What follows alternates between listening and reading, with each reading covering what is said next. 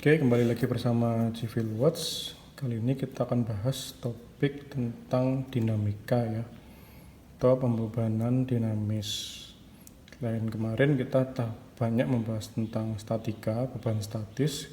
Kali ini kita akan membahas tentang beban dinamis. Oke, analisis dinamika. Oke, kemarin kita di statika atau analisis struktur kita banyak membahas tentang momen gaya dalam, lalu ujung-ujungnya kita mendapatkan berapa deformasi kan ya. Sama di dinamika pun juga kita ingin mendapatkan deformasi. Bedanya kok di beban dinamis berarti Y-nya pun atau defleksinya pun juga dinamis. Berarti selain bebannya dinamis, maka karena bebannya dinamis, maka deformasinya pun juga akan dinamis. Berarti akan berbeda dalam setiap waktu akan berbeda. Nah seperti ini. Jadi Y kita dulu kan Y aja berapa gitu, dapatkan defleksinya cukup stop sampai situ. Kalau di sini dinamis, Y-nya kan ada dalam fungsi waktu juga. Jadi saat T sama dengan berapa, deformasinya berapa, T berapa, deformasinya berapa. Mungkin bisa positif, bisa negatif juga deformasinya. Ini yang namanya adalah respon. Nah, untuk mendapatkan respon atau YT atau deformasinya itu kita ada beberapa tahap, mulai dari tahap 1 sampai dengan 6. Nah, 1 kita tahu model strukturnya dulu, yang kedua model DOF-nya gimana. Model DOF sudah saya jelaskan di konten saya sebelumnya di degree of freedom ya. Ini degree of freedom atau derajat kebebasan ya, model matematik. Lanjutnya adalah model matematik di sama penjelasan saya di pendahuluan juga saya sudah bahas. Kita selain dari model struktur, kita juga akan menerka-nerka gimana matnya gitu. Kita melihat model struktur, terus apa aja parameter yang mempengaruhi deformasi itu apa aja, lalu mempengaruhi deformasi dinamis itu apa aja. Nah itu masuk ke model matematik. Jadi dari fenomena alam kita dapatkan parameter-parameter yang mempengaruhi deformasi dinamis gitu. Nah itu ada nanti di model matematik. Lalu dari model matematik kita pisahkan di free body diagram kita untuk mendapatkan persamaannya. Persamaan apa? Persamaan geraknya. Jadi persamaan Y-nya ini loh, persamaan geraknya dari Y-nya tadi, Y perpindahannya tadi kan perpindahannya bergerak. Nah, maka ada namanya persamaan gerak atau equation of motion bahasa Maduranya gitu. Nah, lalu kita dapatkan namanya YT. Dari persamaan gerak, biasanya ini adalah persamaan diferensial order 2 ya.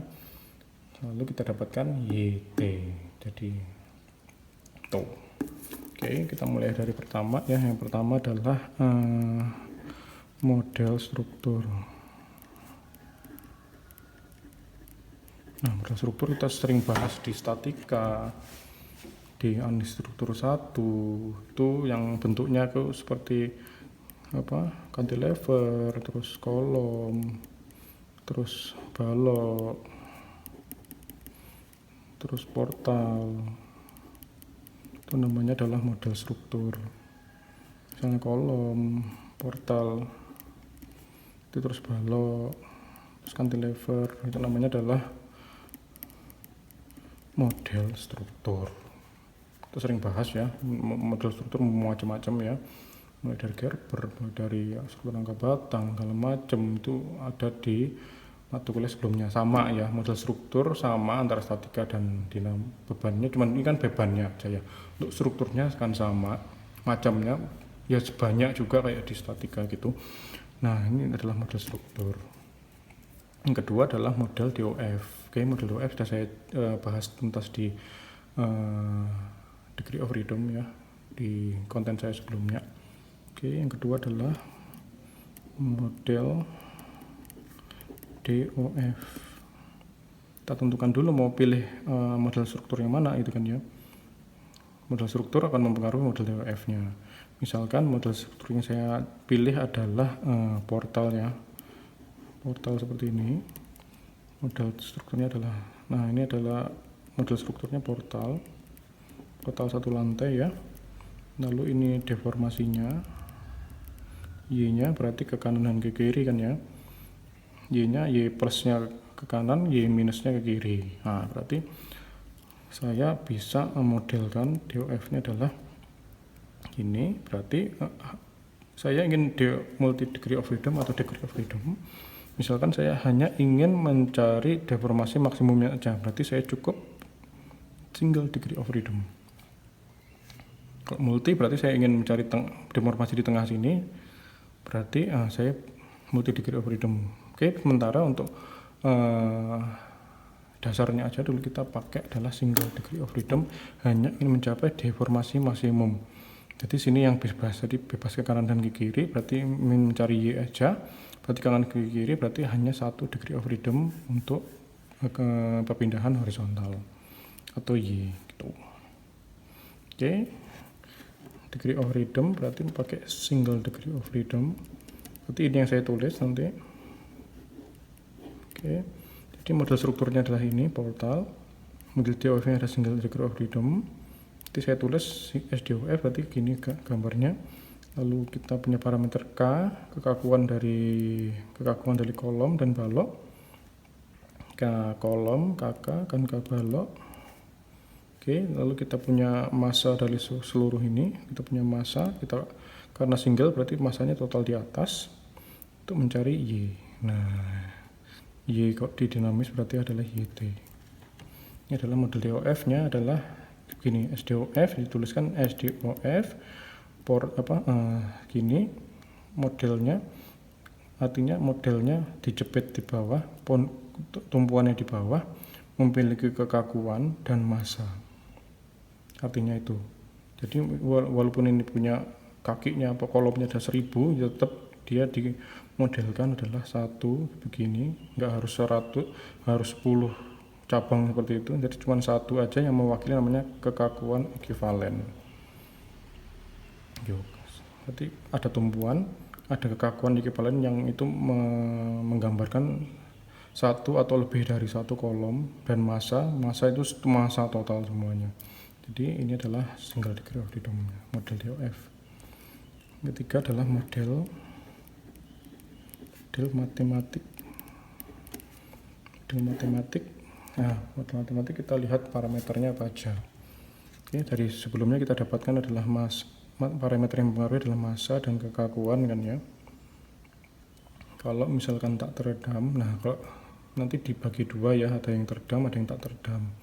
Sementara ini yang tak teredam dulu. Tak teredam, atau bahasa Maduranya undamping. Nah, nanti di konten saya selanjutnya ada namanya analisis dinamis teredam ya. Kalau sekarang dasarnya adalah tak teredam. Oke. Nah, model matematisnya adalah kita di sini ketahui adalah M dan K. Berarti massa, yang parameter mempengaruhi adalah massa dan kekakuan. Nah, ini kok dinamis, massa juga mempengaruhi. Kalau statis, massa dikalikan percepatannya 0, berarti massa dicoret, tinggal kekakuan sama deformasi. Itu massa dan kekakuan. Nah, ini berarti saya gambarkan adalah massa gitu. Lalu ada kekakuan. Kekakuan itu saya simbolkan adalah pegas. Itu saya simbolkan adalah pegas karena kekakuan kan juga mempengaruhi kelenturan dari sebuah struktur kan ya. Nah, kelenturan itu apa? Konstantanya apa ya? Konstanta pegas itu. Karena pendekatan konstanta pegas sering digunakan pada pendekatan beda hingga, pendekatan elemen hingga, itu kita gunakan adalah konstanta pegas. Tuh, nah itu lalu ada namanya untuk mencari Y, berarti selain kekakuan, massa berarti juga ada bebannya. PT. Oke, karena dia bisa bergerak, kita modelkan bisa bergerak, kita gambarkan roda. Massa bisa bergerak ke kanan dan ke kiri kan, ini bisa bergerak kanan dan ke kiri, berarti ini juga massa ini, struktur ini bisa bergerak ke kanan dan kiri. Yang berarti yang mempengaruhi Y nya nanti ini Y bisa bergerak ke kanan dan ke kiri. Pengaruhnya adalah kekakuan, massa, dan PT. Ini massa pasti ada hubungannya sama namanya adalah dan percepatan. Massa pengaruhnya adalah percepatan. K pengaruhnya sama Y. K dan Y. Jadi pasangannya adalah K dengan Y, sama kayak di statika ya. Kekakuan pasti hubungannya sama perpindahan, massa pasti hubungannya sama dengan percepatan. Dan ini adalah beban eksitasi atau gaya eksitasi atau gaya luar, gaya gempa luar, gaya gempa atau gaya pokoknya gaya eksitasi. Nah, gaya ini ada banyak ya. Jadi kalau gaya statis ya cuma satu aja, gaya statis. P berapa? P 1000 kg, P 500 Newton. Nah, itu adalah P. Kalau PT ini ada banyak ya, tergantung dari bebannya. Ada beban namanya adalah getaran bebas. Nah, itu getaran bebas PT sama dengan 0. Ada nanti adalah getaran harmonis, berarti PT tidak sama dengan 0, tapi PT sama dengan sin alfa, sin omega T, atau sin berapa, atau cos omega T, segala macam. Itu kegelakan harmonis. Dan banyak lagi beban yang lainnya. Ada namanya beban getaran kejut atau impuls ya. Jadi ini P nya PT, ini T berupa kejutan seperti ini atau berupa begini. Nah, itu adalah namanya getaran kejut atau impuls. Dan masih banyak dan lain-lainnya, banyak ya. Nah, itu tergantung dari bebannya apa. Kalau bebannya getaran bebas berarti PT sama dengan 0 gitu. Biasanya untuk dasar adalah getaran bebas, PT sama dengan 0 gitu. Nah, ini adalah model matematis KMPT. Oke. Lalu kita masuk ke free body diagram, FBD. Berarti kita punya adalah massa dikalikan percepatan, atau kita singkat adalah I, lalu adalah K dikalikan Y, atau namanya adalah Fs, dan juga PT. Nah, ini PT arahnya ke sana positif, lalu K itu pasti melawan PT ya kan, kakuan. Fs arahnya ke sana, lalu M dan A itu ada juga melawan PT seperti ini. Nanti ada FSI, gaya pegas, gaya inersia, dan eksitasi, dimana Fs sama dengan gaya kakuan atau gaya pegas, dimana sama dengan K dikalikan Y, I sama dengan inersia force, gaya inersia sama dengan M dikalikan A, dan PT sama dengan itu tadi gaya ekstasi. Nah, ini adalah namanya free body diagramnya. Nah, dari sini kita bisa sigma F, sigma gaya sama dengan 0. Berarti ada apa itu? Ada Fs min Fs ya. Kalau ke kiri minus min I plus PT sama dengan 0. Saya pindah ruas, berarti Fs plus I sama dengan PT. Nah, PT-nya tergantung mau gaya apa nih. Kalau misalkan getaran bebas sederhana saja, berarti Fs plus I sama dengan 0. Berarti K K dikalikan Y plus M dikalikan A sama dengan 0. Nah, ini adalah namanya adalah EOM. Nanti di equation of motion-nya. Atau saya bisa tuliskan adalah M dikalikan dy d kuadrat Y per dt kuadrat plus K dikalikan Y sama dengan 0. Nah, ini adalah EOM. Nah, ini kalau misalkan kita ini EOM kita belum selesai ini ujungnya kita harus mencari namanya respons. Ini berapa sih? Ini nomor berapa sih ini? Ini nomor free body diagram nomor 4, nomor 5. Berarti kita butuh namanya 6 respon. Respon itu YT sama dengan berapa?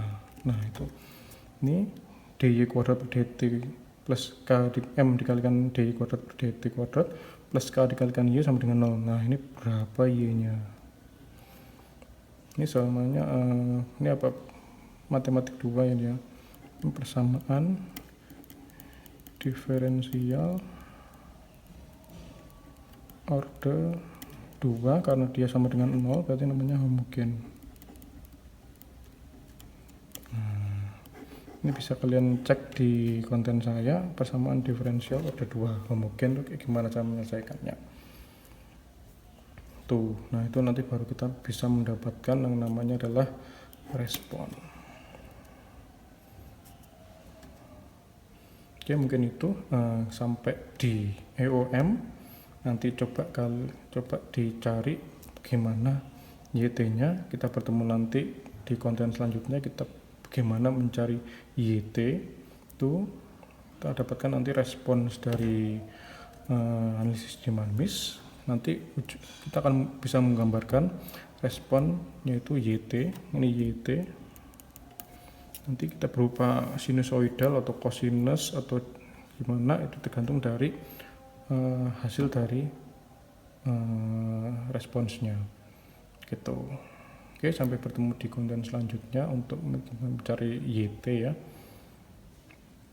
Sampai mungkin ada yang mungkin masih ditanyakan, silahkan untuk konten yang ini silahkan komen ya, komen atau kontak tuh nanti untuk perbaikan di konten selanjutnya gitu. Mungkin nanti kalau misalkan masih belum ngerti silahkan komen, lalu